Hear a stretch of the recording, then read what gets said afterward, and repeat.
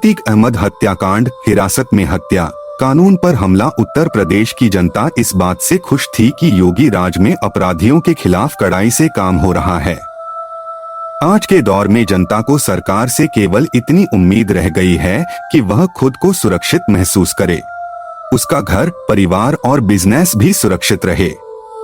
कोई दंबग, बाहुबली उसको परेशान न करे। उसे यह पता है कि एनकाउंटर और बुलडोजर न्याय संगत नहीं है। इसके बाद भी वह इनका समर्थन कर रही थी क्योंकि इससे अपराध को रोकने और अपराधियों को डराने में मदद मिल रही थी। उसका यह भ्रम 24 फरवरी 2023 को टूट गया जब प्रयागराज में उमेश पाल और उसके साथ 2 सिपाहियों की हत्या शाम को 5 बजे भीड़भाड़ वाले इलाके में हो जाती है। वैसे तो प्रदेश भर में अपराध की ऐसी घटनाएं अनेक हैं, पर यह मसला हाई प्रोफाइल था तो ज्यादा तूल पकड़ गया। योगी सरकार की कानून व्यवस्था का प्रचार प्रसार बहुत था। प्रयागराज की घटना ने इसकी पोल खोलकर रख दी। सड़क से लेकर उत्तर प्रदेश की विधानसभा के सदन तक योगी राज पर सवाल उठाने शुरू हो गए। तर्क को दबाने के लिए क्रोध का सहारा लेना पौराणिक कहानियों में बहुत दिखाया गया है। विधानसभा सदन में जब विपक्ष के नेता अखिलेश यादव ने प्रयागराज की घटना पर योगी सरकार को आईना दिखाया तो मुख्यमंत्री योगी आदित्यनाथ ऋषि दुर्वासा की तरह क्रोधित होकर बोले, उस माफिया को मिट्टी में मिला दूंगा। बहस तार्किक न होकर एक दूसरे पर आरोप प्रत्यारोप पर चली गई। असल में योगी सरकार में जिस बात को कानून व्यवस्था के रूप में देखा जा रहा था वह संविधान को दरकिनार करके काम कर रही थी। विधानसभा में ऋषि दुर्वासा जैसे क्रोधित होकर योगी आदित्यनाथ ने जो ऐलान किया उसे पूरा करने में पुलिस जुट गई। इसमें लक्ष्मण की तरह से अतीक अहमद और उसका परिवार तबाह हो गया। ऋषि दुर्वासा लक्ष्मण पर जिस तरह से क्रोधित हुए उसने लक्ष्मण को मरने पर मजबूर किया था। बात रामायण काल की है। राम लंका विजय करके अयोध्या लौटे थे। वे अयोध्या के राजा बन गए थे। एक दिन यम कोई महत्वपूर्ण चर्चा करने राम के पास आते हैं। अपनी बात कहने से पहले वे चाहते हैं कि उनकी बातचीत के बीच कोई ना आए और बात गोपनीय रहे, उसे कोई सुने नहीं। यम ने अपनी बातचीत शुरू करने से पहले से राजा राम से कहा, आप जो भी प्रतिज्ञा करते हो उसे पूर्ण करते हो। मैं भी आपसे एक वचन मांगता हूँ कि जब तक मेरे और आपके बीच वार्तालाप चले तो हमारे बीच कोई नहीं आएगा और जो आएगा उसको आपको मृत्युदंड देना पड़ेगा। राजा राम यम को वचन दे देते हैं। राम ने यह बात लक्ष्मण को समझाई और लक्ष्मण को द्वारपाल नियुक्त करते कहा कि जब तक उनकी और यम की बात हो रही है वे किसी को भी अंदर न आने दें, अन्यथा उसे उन्हें मृत्युदंड देना पड़ेगा। लक्ष्मण राजा राम की आज्ञा मानकर द्वारपाल बनकर खड़े हो गए। लक्ष्मण को द्वारपाल बने कुछ ही समय ही बीता था कि वहां पर ऋषि दुर्वासा का आगमन होता है। दुर्वासा ने लक्ष्मण से राम के मिलने की बात करते कहा कि उनके आगमन की सूचना राम को दे दो। तब लक्ष्मण ने विनम्रता के साथ मना करते कहा कि आप प्रतीक्षा कीजिए, राजा राम किसी से महत्वपूर्ण बात कर रहे हैं। अगर हमारे लायक कोई सेवा हो तो बताएं, हम आपकी सेवा में हाजिर हैं। लक्ष्मण की बात सही थी, वे अपने धर्म और कर्तव्य का पालन कर रहे थे। यह बात दुर्वासा को समझ नहीं आई। वे क्रोधित हो गए और कहा, लक्ष्मण अगर तुमने अभी मेरी बात नहीं मानी तो मैं अभी पूरी अयोध्या को श्राप देकर भस्म कर दूंगा। लक्ष्मण ऋषि दुर्वासा के क्रोध और उनकी ताकत को जानते थे। वे समझ गए कि उनके सामने 2 ही रास्ते हैं। एक वह जिसमें राजा राम की आज्ञा को न मानकर उनको ऋषि दुर्वासा के आने की सूचना दें। दूसरा रास्ता यह कि अयोध्या को ऋषि दुर्वासा के कोप का शिकार बनने दें। लक्ष्मण ने यह फैसला लिया कि वह स्वयं का बलिदान देकर राजा राम को ऋषि दुर्वासा के आने की सूचना देने जाएंगे। इससे अयोध्या के लोग ऋषि के श्राप से बच सकेंगे। वे राम के पास गए और ऋषि दुर्वासा के आगमन की सूचना दी। राम ने शीघ्रता से यम के साथ अपनी वार्तालाप समाप्त कर ऋषि दुर्वासा की आवभगत की। अब राजा राम दुविधा में पड़ गए क्योंकि उन्हें अपने वचन के अनुसार लक्ष्मण को मृत्युदंड देना था। वे समझ नहीं पा रहे थे कि वे अपने भाई को मृत्युदंड कैसे दें, लेकिन उन्होंने यम को वचन दिया था जिसे निभाना ही था। राज्यसभा में जब यह बात आई तो गुरुदेव और मंत्रियों ने कहा कि किसी प्रिय का त्याग उसकी मृत्यु के समान ही है। तब अपने वचन का पालन करने के लिए राम ने लक्ष्मण का त्याग कर दिया। लक्ष्मण ने यह सुना तो उन्होंने राम से कहा, आप भूल कर भी मेरा त्याग नहीं करना। आपसे दूर रहने से तो यह अच्छा है कि मैं आपके वचन का पालन करते हुए मृत्यु को गले लगा लूं। जैसे ही लक्ष्मण ने यह सुना कि राम ने उनका त्याग कर दिया है, उन्होंने मृत्यु को गले लगाने के लिए जल समाधि ले ली। लक्ष्मण ऋषि दुर्वासा के क्रोध का शिकार हो गए। पौराणिक व्यवस्थाओं में न्याय इसी तरह से ही किया जाता रहा है, जिसमें ऋषि जराजरासी बात पर श्राप देते थे। रामायण ही नहीं, महाभारत में भी ऐसे तमाम प्रसंग हैं। अश्वत्थामा ने महाभारत युद्ध के बाद पांडवों के परिवारों को रात में मार डाला। गौतम ऋषि ने पत्नी अहल्या को पत्थर का बना दिया। लक्ष्मण ने शूर्पणखा की नाक काट ली। क्रोध में लिए गए फैसलों में तर्क और विवेक के लिए जगह नहीं रह जाती है। ऋषि दुर्वासा की तरह क्रोध में फैसले लेने का काम उत्तर प्रदेश के मुख्यमंत्री योगी आदित्यनाथ ने भी किया। योगी आदित्यनाथ की ताकत उनकी पुलिस है, जो आदेश पाते ही बुलडोजर और बंदूक लेकर अपराधी को मिट्टी में मिलाने के लिए चल पड़ती है। मार्च 2017 से अप्रैल 2023 तक 183 अपराधियों का एनकाउंटर उत्तर प्रदेश की पुलिस कर चुकी है।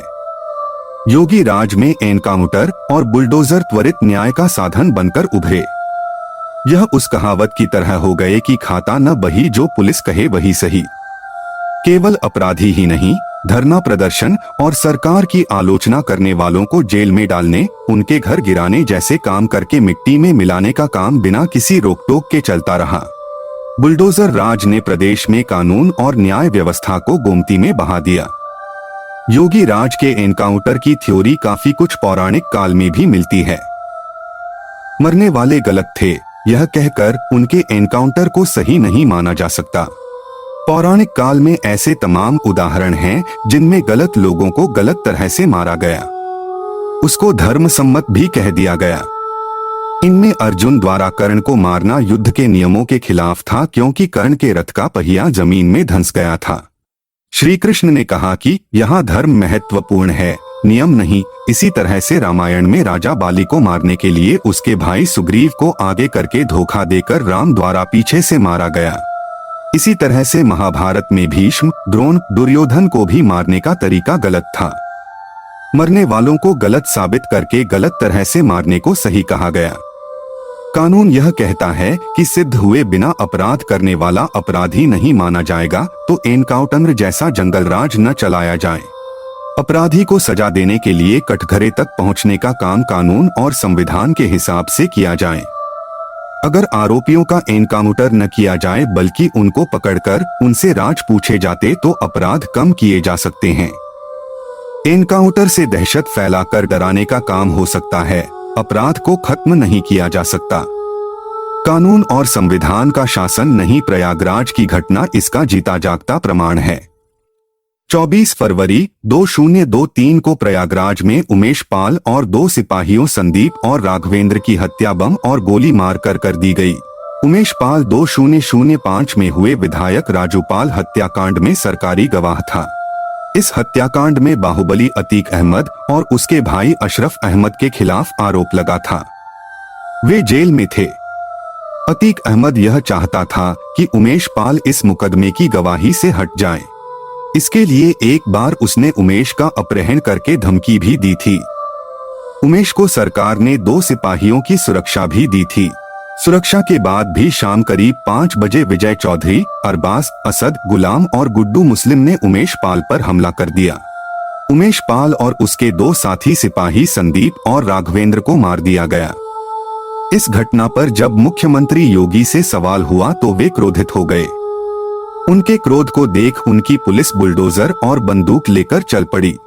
जनता में एक बड़ा वर्ग इस तरह के तुरंत न्याय की बात से खुश हो जाता है। ऐसे वर्ग को खुश करने के लिए पुलिस उमेश पाल हत्याकांड के आरोपी अरबाज का एनकाउंटर कर देती है। पहले एनकाउंटर से ही पुलिस की वाहवाही होने लगती है। 2 दिनों बाद पुलिस इस मामले के एक और आरोपी विजय चौधरी को मार देती है। तुरंत न्याय मांगने वालों की रग रग में बुलडोजरी और एनकाउंटरी न्याय घुस गया है। 2 एनकाउंटर होने के बाद लोग यह मानने लगे कि जिस तरह से कानपुर के विकास दुबे को लेकर आ रही कार पलट गई और वह मारा गया, उसी तरह से अतीक अहमद के साथ भी वही होगा।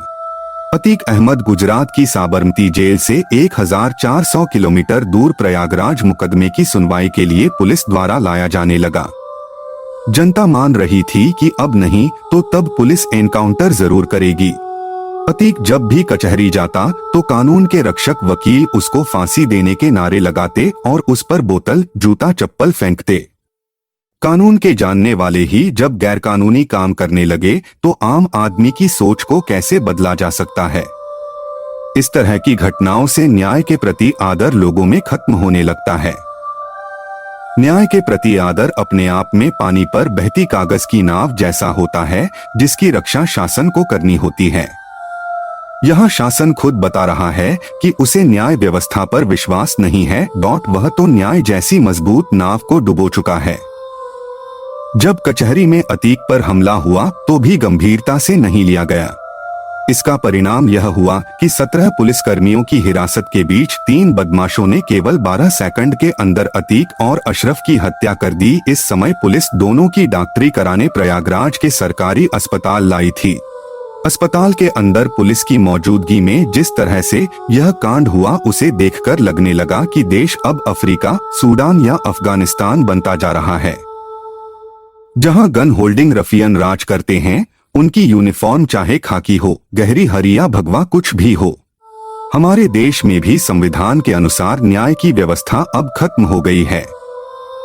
राजा पंडित कोतवाल राज चालू है, जिसमें जेल, गोली और बुलडोजर की चलती है, संवैधानिक व्यवस्था की नहीं।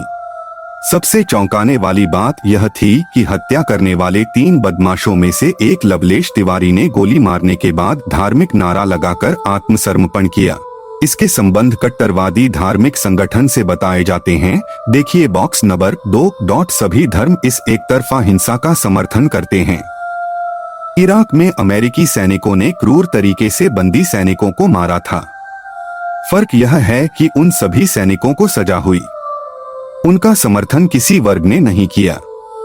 भारत में ऐसे मामलों में राजनीति शुरू हो जाती है, उनका महिमामंडन होने लगता है। एक बड़ा वर्ग उनके पक्ष में खुलकर खड़ा हो जाता है। आरोपों में घिरी योगी सरकार। समाजवादी पार्टी के नेता रामगोपाल यादव ने कहा, अतीक 89, 91, 93 में निर्दलीय विधायक बने, फूलपुर से सपा से सांसद रहे, तो क्या कोई गुंडा बदमाश इतने चुनाव जीत सकता है? मैं अतीक का बचाव नहीं कर रहा, लेकिन भारत का संविधान किसी को पकड़कर मारने की इजाजत नहीं देता। अतीक और उसके भाई की हत्या पूरी तरह से सुनियोजित तरीके से की गई है।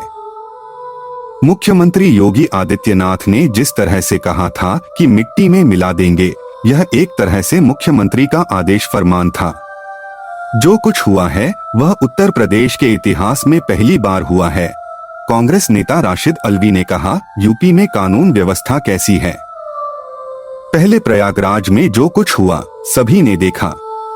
अतीक ने बार बार कहा कि वह यूपी जाएगा तो उसका कत्ल हो जाएगा, लेकिन उसकी नहीं सुनी गई। ओवैसी ने आरोप लगाते हुए कहा, मैंने शुरू से कहा था, उत्तर प्रदेश में रूल ऑफ लॉ के तहत नहीं, रूल ऑफ गन के तहत सरकार चल रही है। भारत के संविधान पर लोगों का यकीन इससे कम होगा।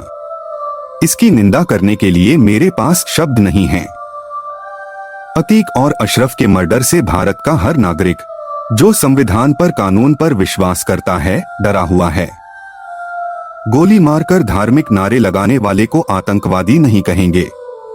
यह एक कोल्ड ब्लडेड हत्या है। यह घटना कानून व्यवस्था पर बड़ा सवाल खड़ा करती है। आप गोली मारकर धार्मिक नारा क्यों लगा रहे हैं? अतीक के बेटे असद अहमद के एनकाउंटर का जिक्र करते हुए AIMIM चीफ ने कहा, जो लोग एनकाउंटर का जश्न मना रहे थे वे शर्म से डूब मरे। किसी को मारकर रूल ऑफ लॉ को कमजोर किया जा रहा है। ये लोग संविधान को कमजोर कर रहे हैं। यह सारी जिम्मेदारी उत्तर प्रदेश के मुख्यमंत्री पर आती है, क्योंकि उन्होंने सदन में खड़े होकर बोला था कि मिट्टी में मिला देंगे। मुख्यमंत्री अपने पद से इस्तीफा दें। कांग्रेस नेता प्रियंका गांधी ने कहा, हमारे देश का कानून संविधान में लिखा गया है कि कानून सर्वोपरि है। अपराधियों को कड़ी से कड़ी सजा मिलनी चाहिए, मगर देश के कानून के तहत होनी चाहिए। किसी भी सियासी मकसद से कानून के राज और न्यायिक प्रक्रिया से खिलवाड़ करना या उसका उल्लंघन करना हमारे लोकतंत्र के लिए सही नहीं है। जो भी ऐसा करता है या ऐसे करने वालों को संरक्षण देता है, उसे भी जिम्मेदार ठहराया जाना चाहिए और उस पर भी सख्ती से कानून लागू होना चाहिए। देश में न्याय व्यवस्था और कानून के राज का इकबाल बुलंद हो, यही हम सबकी कोशिश होनी चाहिए। उत्तर प्रदेश के पूर्व मुख्यमंत्री और समाजवादी पार्टी के अध्यक्ष अखिलेश यादव ने योगी सरकार पर गंभीर आरोप लगाते कहा, बिगड़ती कानून व्यवस्था के लिए योगी सरकार जिम्मेदार है। उत्तर प्रदेश जंगल राज की गिरफ्त में फंस चुका है। यहाँ कानून और संविधान का शासन नहीं है। अपराध की पराकाष्ठा हो गई है। सड़कों पर खुलेआम हत्याएं हो रही हैं। अपराधी बेखौफ हैं। अपराधियों को सत्ताधारी पार्टी का संरक्षण मिला हुआ है। मीडिया के सामने सुनियोजित तरीके से पुलिस के सुरक्षा घेरे के बीच हत्या सरकार की नाकामी है। अखिलेश ने सवाल उठाया कि जब पुलिस सुरक्षा घेरे के बीच सरेआम गोलीबारी करके किसी की हत्या की जा सकती है, तो आम जनता कितनी सुरक्षित है, समझा जा सकता है। उत्तर प्रदेश में भाजपा सरकार ने अराजकता का जो माहौल बनाया है, इससे जनता के बीच भय व्याप्त हो गया है। ऐसा लगता है कि कुछ लोग जानबूझकर ऐसा वातावरण बना रहे हैं। उत्तर प्रदेश में सरकार नाम की कोई चीज ही नहीं बची है। लगता है सरकार की साख ही मिट्टी में मिल गई है। अखिलेश यादव कहते हैं, उत्तर प्रदेश में अब अपराध, अपराधियों, गन और पिस्टल की चर्चा होती है। भाजपा ने नफरत फैलाकर समाज को डरा दिया है। आने वाले समय में भाजपा सरकार को यह भारी पड़ेगा। इन सबके लिए मुख्यमंत्री जी ठोको मानसिकता की जिम्मेदारी से नहीं बच पाएंगे। उत्तर प्रदेश में भाजपा के सत्ता में आने के बाद योजनाबद्ध तरीके से सत्ता संरक्षण में हत्याएं हो रही हैं। पुलिस हिरासत में उत्तर प्रदेश में सबसे ज्यादा मौतें हो रही हैं। किसी भी लोकतांत्रिक देश में पुलिस अभिरक्षा में इस तरह हत्या नहीं हुई। अतीक अहमद के नाम पर सियासत में घमासान मचा है। इसकी वजह यह भी है कि अतीक ने कम समय में ही अपराध से सियासत का सफर बड़ी तेजी से पूरा किया। वह 5 बार विधायक और 1 बार सांसद रहा है। इस कांड की गूंज विदेशों में भी है। वहां की मीडिया ने लिखा कि भारत में कानून बनाने वाले को बीच सड़क मार दिया गया। गोली से शुरू, गोली से खत्म। अतीक अहमद का जन्म 12 अगस्त 1962 को उत्तर प्रदेश के इलाहाबाद जिले में हुआ था। अतीक का विवाह शाइस्ता परवीन से हुआ था। इनके 5 बेटे अली, उमर अहमद, असद, एहजान और अबान हैं। इनमें से असद की मौत पुलिस मुठभेड़ में हो चुकी है। अतीक अहमद इलाहाबाद पश्चिम सीट से लगातार 5 बार विधानसभा का सदस्य चुना गया। 1999 से 2003 के बीच अतीक अहमद सोनेलाल पटेल की पार्टी अपना दल का अध्यक्ष था। 2004 से 2009 उत्तर प्रदेश की फूलपुर लोकसभा सीट से समाजवादी पार्टी के टिकट पर सांसद बना। अतीक अहमद ने अलग अलग मुकदमों के चलते कई चुनाव जेल में रहकर लड़ा। अतीक पर संगीन धाराओं में 100 से अधिक आपराधिक मामले दर्ज हैं। वह जेल के अंदर से ही अपनी आपराधिक गतिविधियों को संभाला करता था। उस पर आतंकवादी संगठन लश्कर-ए-तैयबा, ISI और अंडरवर्ल्ड से संबंध होने के भी आरोप लगते रहे हैं। 15 अप्रैल 2023 को प्रयागराज में अतीक अहमद को अदालत द्वारा मेडिकल के लिए ले जाते समय अस्पताल के बाहर अतीक और उसके भाई अशरफ अहमद को मीडिया का रूप लेकर आए अपराधी ने सिर में गोली मार की हत्या कर दी। अतीक और उसके भाई को मारने वाले शूटरों के नाम लवलेश तिवारी, अरुण मौर्य और सनी हैं। अतीक अहमद करीब 60 साल की उम्र में दुनिया से विदा हो गया। अतीक अहमद का जन्म बेहद गरीब परिवार में हुआ था। साल 1979 में इलाहाबाद के चकिया महल्ले में फिरोज अहमद नाम के एक शख्स हुआ करते थे। वे तांगा चलाकर अपने परिवार का खर्चा चलाते थे। उसी फिरोज का बेटा अतीक अहमद था। अतीक अहमद 10वीं की परीक्षा में फेल हो गया। उसका मन पढ़ाई में नहीं लगता था। वह बदमाशी की तरफ बढ़ने लगा। उससे झगड़े होने लगे। धीरे धीरे उसका नाम अतीक अहमद नाम से कुख्यात होने लगा। 17 साल की उम्र में उसने पहली बार अपराध किया था। उस समय इलाहाबाद में चांद बाबा नाम के बदमाश का आतंक फैला हुआ था। साल 1987 के आसपास की बात है। इलाहाबाद शहर में चांद बाबा का दौर था।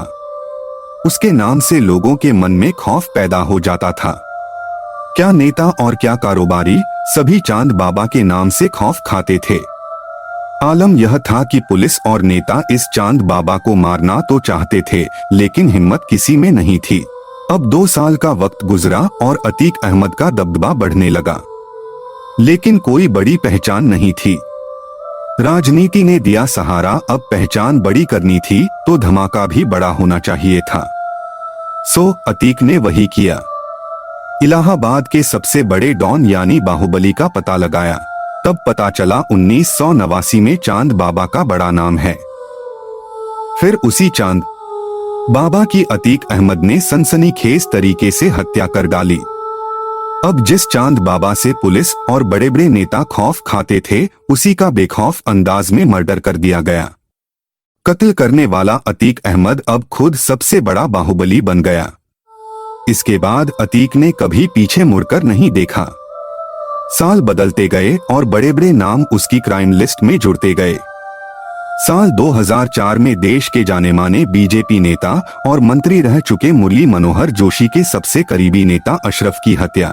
फिर 2005 में नए नए विधायक बने राजू पाल की हत्या कराकर अतीक अहमद यूपी की सियासत से लेकर जुर्म की दुनिया में छा गया। अतीक अहमद का खौफ लोगों के ज़हन में उतर आया। पुलिस भी अतीक के पीछे पड़ गई, लेकिन अतीक तो अतीक था, वह कहां पीछे रहने वाला था। अब एक कदम और आगे बढ़कर वह सियासत की दहलीज पर पहुंचने में जुट गया। साल 1989 में ही वह राजनीति में उतरकर इलाहाबाद की पश्चिमी सीट से विधायकी का निर्दलीय चुनाव जीतकर पहली बार विधायक बन गया। अतीक अहमद ने यह चुनाव भारी अंतर से जीता था। कल तक का गैंगस्टर चुनाव जीतकर विधायक बन गया था। इस जीत के बाद अपराध का राजनीतिकरण तेजी से हुआ। बाद में अतीक अहमद ने समाजवादी पार्टी का दामन पकड़ लिया। इसके बाद अपना दल और बसपा से भी संबंध बनाए। अतीक ने लगातार 5 बार विधायकी का चुनाव जीता। 2004 में फूलपुर संसदीय सीट से लोकसभा का चुनाव लड़कर सांसद बना। राजू पाल की हत्या से ने बिगाड़ा खेल। अतीक अहमद के जीवन में सबसे खतरनाक मोड़ साल 2004 में आया। सांसद बनने के बाद अतीक अहमद ने अपनी विधायकी वाली सीट खाली कर दी। अब इस सीट पर उपचुनाव होने वाला था। अतीक अहमद अपने भाई अशरफ अहमद को यह चुनाव लड़ाकर विधायक बनवाना चाहता था। उसका मन था कि परिवार की सीट परिवार में ही रहे। अतीक को यह यकीन था कि उसकी छोड़ी हुई सीट पर उसका भाई ही चुनाव जीतेगा। अशरफ के मुकाबले बहुजन समाज पार्टी से राजू पाल चुनाव लड़ रहा था। अशरफ चुनाव हार गया। राजू पाल विधायक बन गया। राजू पाल जैसे नए नेता की जीत ने अतीक अहमद को अंदर से हिला दिया। उसने उस राजू पाल को जड़ से ही खत्म करने की ठान ली। 25 जनवरी 2005 को राजू पाल की दिनदहाड़े गोली मारकर हत्या कर दी गई। इस हत्याकांड में देवी पाल और संदीप यादव की भी मौत हो गई। इस हत्याकांड में सीधे तौर पर उस समय के सांसद अतीक अहमद और उसके भाई अशरफ का नाम सामने आया। अब अतीक अहमद का जुर्म की दुनिया में नाम और बढ़ गया। उसका मुकाबला करने की हिम्मत अब कोई नहीं कर सकता था। राजू पाल की हत्या के बाद हुए उपचुनाव में उसकी पत्नी पूजा पाल ने चुनाव लड़ा और जीत हासिल की। इस हत्याकांड के बाद अतीक अहमद की कानूनी परेशानियां बढ़ने लगी। साल 2012 में अतीक अहमद जेल में बंद था। चुनाव लड़ने के लिए उसने इलाहाबाद हाई कोर्ट में जमानत के लिए अर्जी दी, लेकिन उसका खौफ ऐसा था कि हाई कोर्ट के 1 या 2 नहीं बल्कि कुल 10 जज फैसला लेने से ही डर गए। इन 10 जजों ने केस की सुनवाई से ही खुद को अलग कर लिया। अब आगे भी कुछ कम खौफ नहीं था। 11वें जज ने सुनवाई तो की, लेकिन फैसला अतीक अहमद के पक्ष में ही दिया, यानी अतीक अहमद को जमानत मिल गई। अब जेल से बाहर आकर अतीक अहमद ने चुनाव तो लड़ा, लेकिन उसका दबदबा अब पहले जैसा नहीं रहा था। वह चुनाव हार गया। अतीक अहमद को हराने वाला कोई और नहीं, वही राजू पाल की पत्नी पूजा पाल थी, जिसकी 2005 में हत्या कराने के जुर्म में अतीक अहमद जेल में बंद था। इसके बाद 2014 के लोकसभा चुनाव में अतीक अहमद समाजवादी पार्टी के टिकट पर श्रावस्ती से चुनाव लड़ा, लेकिन हार का ही सामना करना पड़ा। उसके मुकाबले भाजपा के नेता ददन मिश्रा चुनाव जीत गए। बाहुबली अतीक अहमद का कद लगातार गिरता गया। इसके बाद भी अपराध की दुनिया से उसका नाता बना रहा। जमीनों पर कब्जे, रंगदारी, अपहरण, फिरौती के कई मामले सामने आए। अतीक अहमद का सबसे खराब दौर तब शुरू हुआ जब उत्तर प्रदेश में 2017 के विधानसभा चुनाव में समाजवादी पार्टी की हार हुई। भाजपा ने सरकार बनाई, योगी आदित्यनाथ मुख्यमंत्री बने। ताबूत में अंतिम कील बना उमेश पाल हत्याकांड। बसपा विधायक राजू पाल की हत्या के मामले में मुकदमा चल रहा था। यह पहला मामला था जिसमें अतीक अहमद का बाहुबल काम नहीं आ रहा था। राजू पाल हत्याकांड का मुख्य गवाह उमेश पाल था। अतीक अहमद उमेश से कह रहा था कि वह अतीक के खिलाफ गवाही न दे। उमेश पाल इसके लिए तैयार नहीं हो रहा था। तब अतीक के लोगों ने उमेश का अपहरण कर लिया। जब उमेश अतीक के चुंगल से बाहर आया तो उसने गवाही देने की ठान ली। मामला सुप्रीम कोर्ट की जानकारी में आया तो उमेश पाल को सरकारी सुरक्षा दी गई। अब उमेश पाल को लग गया था कि अतीक अहमद उसका कुछ नहीं बिगाड़ पाएगा। जिस समय अतीक अहमद जेल में था, उसके बेटों ने अपराध करने शुरू कर दिए। 2 बेटे अली उमर अहमद जेल में थे, तीसरा बेटा असद बाहर था। 24 फरवरी 2023 को जब उमेश पाल कोर्ट से अपने घर वापस आ रहा था तो अतीक के बेटे असद अहमद ने अपने साथियों के साथ उमेश पर हमला कर दिया।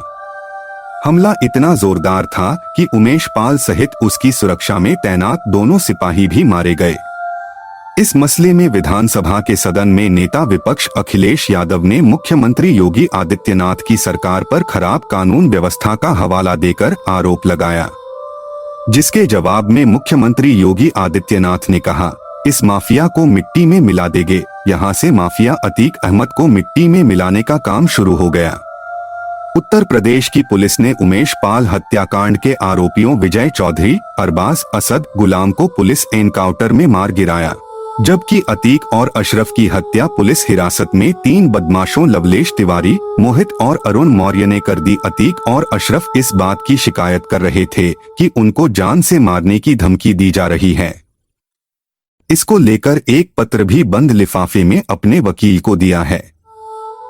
यह पत्र उत्तर प्रदेश के मुख्यमंत्री और सुप्रीम कोर्ट के सीजेआई को देने के लिए कहा था। अब जब यह पत्र खुलेगा तो घटना से पर्दा उठेगा। हिरासत में हत्या ने प्रदेश की नहीं, पूरे देश की छवि को खराब करने का काम किया है। विदेशों में भी इसकी आलोचना हो रही है। मेयर बनते बनते लेडी डॉन बन गई शाइस्ता। बेटे असद के एनकाउंटर के बाद अतीक अहमद पूरी तरह से टूट चुका था। लोग यह मान रहे थे कि असद के एनकाउंटर के बाद अतीक अहमद की पत्नी शाइस्ता परवीन पुलिस के सामने आकर आत्मसमर्पण कर देगी। इसके बाद भी शाइस्ता परवीन सामने नहीं आई। असद के बाद जब अतीक अहमद और उसके भाई अशरफ की हत्या 3 बदमाशों ने पुलिस हिरासत में कर दी, तब यह पक्का यकीन हो गया था कि शाइस्ता परवीन लोगों के सामने आ जाएगी।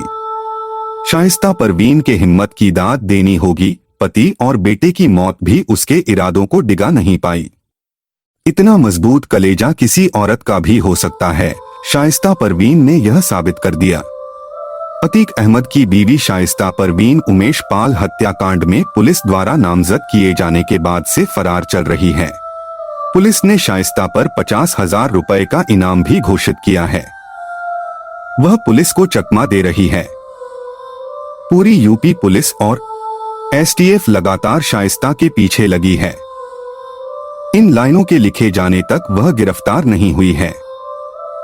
शाइस्ता परवीन की शादी 1996 में अतीक के साथ हुई थी।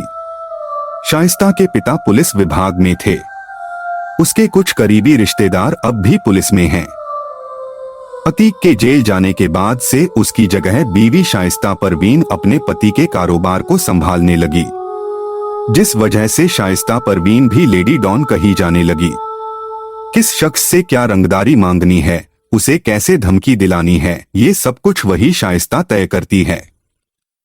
शाइस्ता पुलिस को चकमा देने में इतनी माहिर इसलिए है क्योंकि वह खुद पुलिस परिवार से ताल्लुक रखती है। उसका बचपन पुलिस थाने और चौकियों में ही रहा है। शाइस्ता परवीन के पिता का नाम फारूक है। वे पुलिस विभाग में सिपाही थे। थाना परिसर में ही उसका परिवार रहा।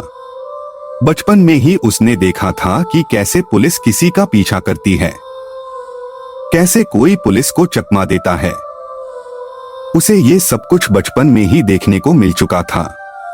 शादी के बाद उसकी जिंदगी में अपराध की नींव पति अतीक अहमद ने रखी। 2 भाई और 4 बहनों में शाइस्ता सबसे बड़ी है। शाइस्ता परवीन का परिवार इलाहाबाद यानी प्रयागराज के दामपुर गांव में रहा करता था। बचपन में पिता के साथ वह कई थानों में बने सरकारी पुलिस क्वार्टर में रही थी। शाइस्ता का बचपन और उसके बाद के कई साल प्रतापगढ़ में बीते थे। शाइस्ता परवीन की पढ़ाई लिखाई प्रयागराज में हुई है। उसने ग्रेजुएशन किया है। 12वीं तक की पढ़ाई किदवई गर्ल्स इंटर कॉलेज से की है। यह कॉलेज प्रयागराज के हिम्मतगंज में है। पढ़ाई के बाद वह घर का कामकाज ही देखती थी। अतीक के परिवार से उसके परिवार की पहले से जान पहचान थी। शाइस्ता अतीक अहमद से ज्यादा पढ़ी लिखी है। अतीक और शाइस्ता के कुल 5 बच्चे हैं। इनमें से अब असद की मौत हो चुकी है। उसके बेटों के नाम अली, उमर अहमद, असद, अहजान और अबान हैं। शाइस्ता का नाम पहली बार उमेश पाल हत्याकांड में सामने आया। पुलिस के मुताबिक उमेश पाल की हत्या शाइस्ता ने ही कराई थी। वह साबरमती जेल में अतीक से मिलने गई थी। वहीं पर अतीक और शाइस्ता के बीच उमेश पाल को मारने की चर्चा हुई थी। इसके लिए अतीक ने शाइस्ता से जेल में ही फोन पहुंचाने की बात कही थी। जेल में फोन पहुंचाने के लिए उसने एक पुलिसकर्मी का नाम भी बताया था, जिसके जरिए कुछ दिनों बाद ही शाइस्ता ने अतीक को फोन पहुंचाया था। अब उसी फोन के जरिए अतीक ने सभी शूटर्स से बात की। फिर शूटर्स ने अशरफ से मुलाकात की। इसके बाद फाइनल साजिश तैयार हुई। शाइस्ता नहीं चाहती थी कि बेटा असद इस घटना में हिस्सा ले, पर अतीक नहीं माना। वह बोला कि असद शेर का बेटा है। इस पर शाइस्ता तैयार हो गई। उसने असद से कहा था कि वह गाड़ी से बाहर न निकले जिससे उसकी कोई पहचान न कर सके। असद ने यह बात नहीं मानी, जिसके कारण असद की फोटो सामने आ गई, वरना असद की पहचान न हो पाती। शाइस्ता ने जनवरी 2023 में राजनीति में उतरने का फैसला किया। बहुजन समाज पार्टी के टिकट पर उसको प्रयागराज से मेयर का चुनाव लड़ना था। इसी बीच ओबीसी मसले पर निकाय चुनाव टल गए। समय पर मेयर का चुनाव हो जाता तो शाइस्ता मेयर का चुनाव लड़ती। निकाय चुनाव टल गए और इसी बीच उमेश पाल की हत्या हो गई। वहां से समय का चक्र घूम गया और शाइस्ता मेयर बनते बनते रह गई। अब बसपा ने शाइस्ता का नाम मेयर प्रत्याशी से हटा दिया है। अतीक के हत्यारों का बजरंग दल कनेक्शन। अतीक और अशरफ की हत्या करने वाले तीनों युवक 20 से 23 साल उम्र के हैं। युवा उम्र में जब इनको पढ़ाई और कैरियर पर ध्यान देना चाहिए तो ये हत्या करके शोहरत हासिल करना चाहते हैं। धर्म का नशा जिस तरह से युवा को तबाह कर रहा, यह इस बात का भी उदाहरण है। अतीक और उसके भाई अशरफ की हत्या करने वाले तीनों बदमाश युवा हैं। मोहित उर्फ सनी नामक युवक की उम्र 23 साल है। इसने ही अतीक पर पहली गोली चलाई थी। हमीरपुर जिले का रहने वाला मोहित शातिर अपराधी है। इसके खिलाफ इसी उम्र में 14 मुकदमे कायम हैं। इनमें हत्या के प्रयास और लूट जैसे मुकदमे भी हैं। लवलेश तिवारी नामक युवक बांदा जिले का रहने वाला है। इसकी उम्र 22 साल है। इसके संबंध बजरंग दल से बताए जाते हैं। हालांकि बजरंग दल ने इस बात से इनकार किया है।